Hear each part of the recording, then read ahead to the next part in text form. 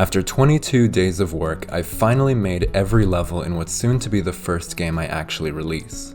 Most of the remaining work I can look forward to is polishing up the experience, designing the ending, and adding a lot of audio. Once that's done, I can also talk about what I've learned from working on the project, because honestly, it's a lot. But first, I should actually finish the game. The largest task remaining is definitely the audio, because I haven't started any of it. I decided to work on the music first, because I thought it would be the most difficult. I've actually never made a soundtrack for a game before, so this was a completely new experience for me. I have spent some time making music in the past though, so I wasn't worried that anything would go catastrophically wrong.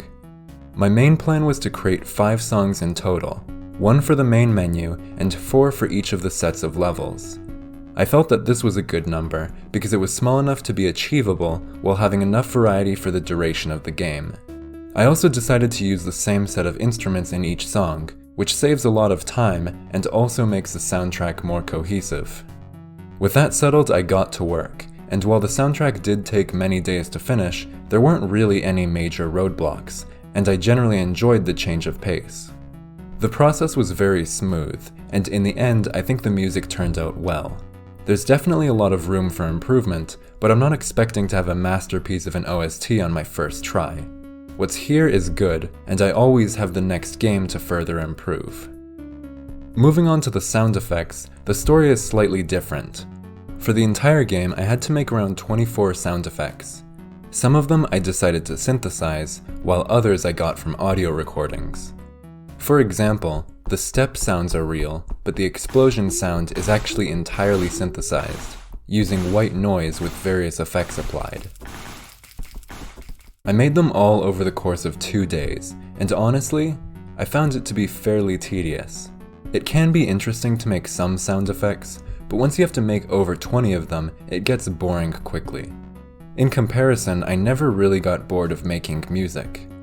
When adding all of this audio to the game, I thought it would be very simple, but I quickly learned that there's much more to consider to make the audio sound appropriate, like preventing too many sounds from playing at once and stopping sounds from sources that are too far away.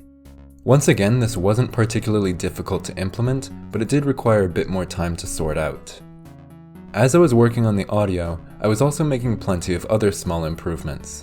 I added a pause menu, and I added options to show a timer over the gameplay and to disable the screen flash when you die. Originally, I also intended to add a menu for when you die, but I realized that the gameplay would flow much better if there was no interruption. Instead, the level just restarts automatically after a short delay. This is actually one of my favorite small mechanics in the game, because you don't really think much of it, but it really does improve the flow of gameplay that much. Next, I finished some of the last object sprites, like the barrel, bubbler, and jumper, in addition to improving some of the other sprites. As I was thinking more about the graphics, one thing I found odd was how the projectiles seemed to disappear so abruptly, so I thought it would be good to add some particles to make it look like they're breaking. The particles are quite simple, they're given a random velocity and are tossed in a random direction. Personally, I think they add a lot to the visuals, even though they're such a small detail. I also changed the projectiles to have a solid sprite, because I felt like the originals looked too much like bubbles. Another object I modified is the jump boost. Since it restores your double jump, it's important to know whether you timed it properly, and while there is a slight audio cue, there wasn't anything visual, so I decided to add circles that emanate from the jump boost, which I think do a good job of showing when they're used and also look pretty cool. Lastly, I added some screen shake in certain circumstances, which adds a bit more impact to things like explosions and dying. After finishing all of that, I finally began to work on the game's ending. If you remember from last time, the ending occurs when you enter the last hallway of the last level, but I never showed what happens next. The player exits the room and starts walking through an empty void. A message is then presented through text that indicates your journey is ending. As the message progresses, the screen becomes less and less saturated until all of the colors are grayscale. You then reach the exit, and the game presents the final level clear. This message might come across as very out of place, but I decided to include it for several reasons. First, it functions as a reward to the player for reaching the end of the game. It also provides some story for a game that otherwise exists completely for the sake of gameplay.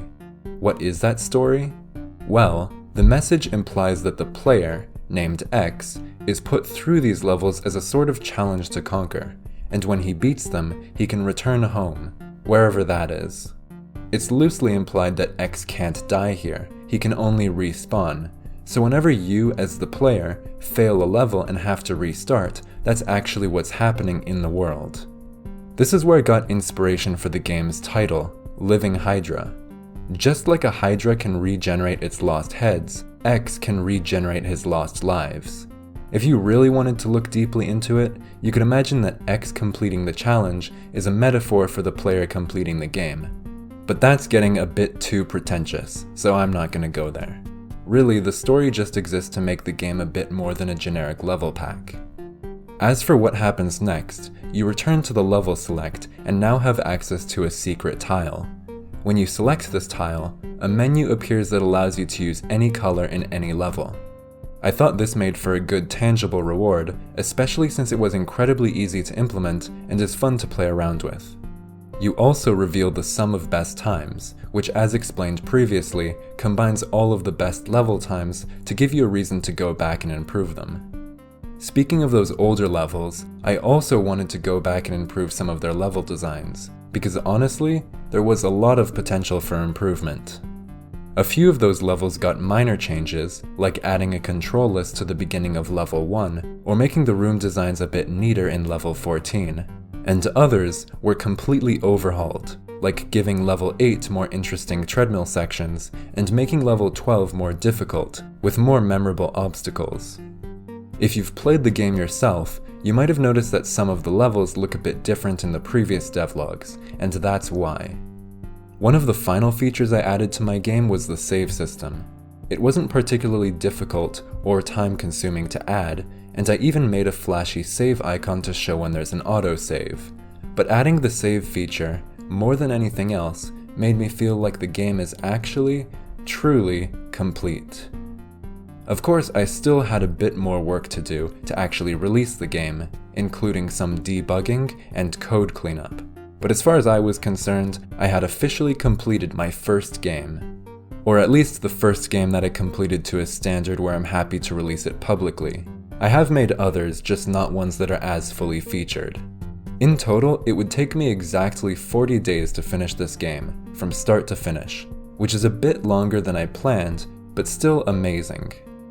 Obviously, this is a very important milestone for me, though it wasn't easy, and I had to learn many lessons along the way before I could actually achieve it. First, not everything you make needs to change the world. It's okay to make something simpler that's competent, rather than something too complicated that you struggle to actually finish. Instead, slowly build up complexity as you become more experienced. Second, the more you can focus on one thing at a time, the more productive you'll be. For this game, I decided to work on the devlogs only after the game itself was finished, allowing me to fully immerse myself in the game development. There can be cases where having more variety in your work would make you more productive, but it's important to determine if that variety will actually make you more productive long term. Third, don't underestimate time management. In the earlier devlogs, I made a bigger deal about how I worked for exactly 4 hours every day. It's tempting to say that I can just work whenever I feel like it, but that has the dangers of causing me to do too little work, or in other cases, too much work. By sticking to 4 hours every day, I managed to make consistent, quality progress. There were a few days where I worked some hours less, or some hours more, but the point isn't to be perfect, it's to have good guidance. And I think that's about everything I have to say. If you've watched through every devlog until now, or even just this one, thank you so much. I've put a lot of effort into this whole project, and I hope I was able to provide something that's entertaining or useful. Of course, if you haven't checked it out yet, the game Living Hydra is available completely for free, and I'll provide a link to access it in the description. That's all for now. Bye.